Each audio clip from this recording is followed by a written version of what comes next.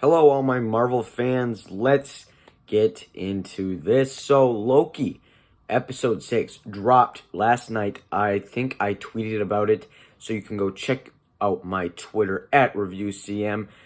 But I really enjoyed episode 6 of Loki. That means 3 MCU shows have been completed. All of them are on Disney Plus. Granted, there will be a season 2 of Loki, but I will be ranking all 3 MCU shows. Without further ado, let's get into it.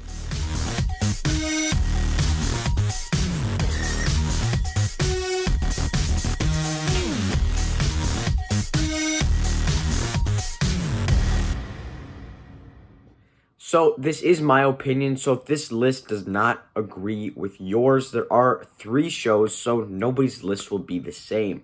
Now, it's my opinion. It's probably going to be pretty objective, but I do have some opinions on some of these MCU shows. I would love to actually hear your list down below in the comments. It's really easy. You just go down there and type it. There's only 3 shows to rank. Also, hit the subscribe button. It takes less than a second, and it helps my channel out. Now, let's get into it. In third place, I have Falcon and the Winter Soldier. This show, to me, was probably it's not probably. It is the weakest MCU show. Granted, it's not the worst thing the MCU's ever put out. It's not even a miss or a dud. It's still really good. The storytelling, the world, the real-life connections in this show work a lot for me. But there are just some episodes that don't go anywhere for me and are just boring. The last episode is probably one of my least favorite episodes of any MCU show.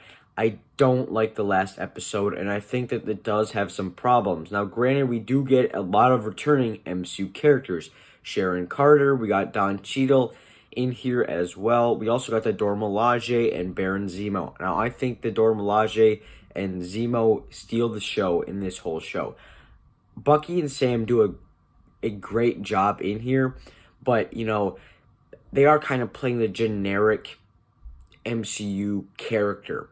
There's nothing inherently different about them, and I do love their chemistry, and I do think they're great characters. It's just how the actors play the character doesn't really work, in my opinion. And it's just, again, kind of slow in some parts. And I think the episodes are too long. I think all of them are about 50 minutes long. That's way too long because they're doing nothing in a lot of these episodes.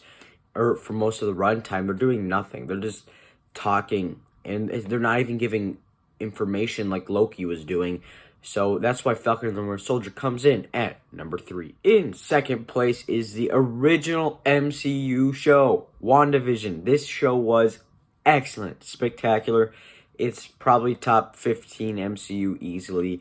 I loved WandaVision. I thought the week-to-week anticipation, the speculation, even though a lot of it hurt a lot of the show, for some people, not for me, I really enjoyed it. I really, really loved WandaVision. I think every character in here does a great job, except for Evan Peters. I think he does a good job, but I think his character sucks in this show. I think it was stupid to do after the Mandarin twist didn't work out so well, and then they also did it with Black Widow. So, you know what, Marvel, just do what you want to do, I guess. But, that aside, Randall Park, Teyonah Parris, Kat Dennings, Catherine Hahn, every supporting character does a phenomenal job. But by far the standout is Wanda, played by Elizabeth Olsen, and Vision, played by Paul Bettany. They by far steal the show.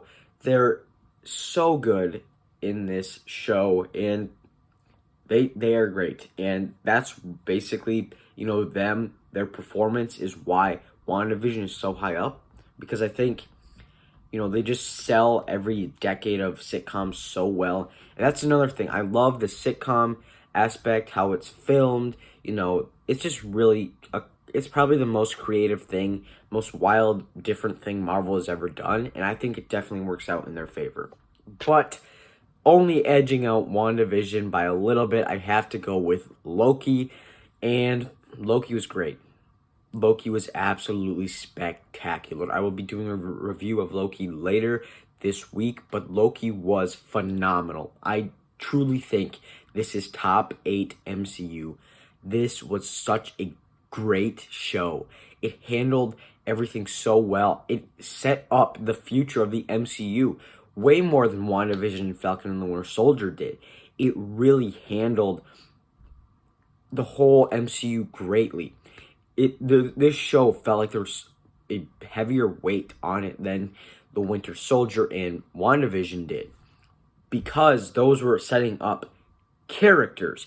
Those were setting up Wanda and Captain America or Falcon. This show is not just setting up Loki, but it's setting up variants of Loki. Variants, the multiverse, Kang, every other different thing it's setting up, and it worked really, really well. I honestly think Loki is a great show, and I would be surprised if What If tops it, but I am super excited for What If and Hawkeye. Mr. Marvel, not so much, but, tell me your thoughts down below on the MCU shows. Thank you guys so much for watching. May the Force be with you.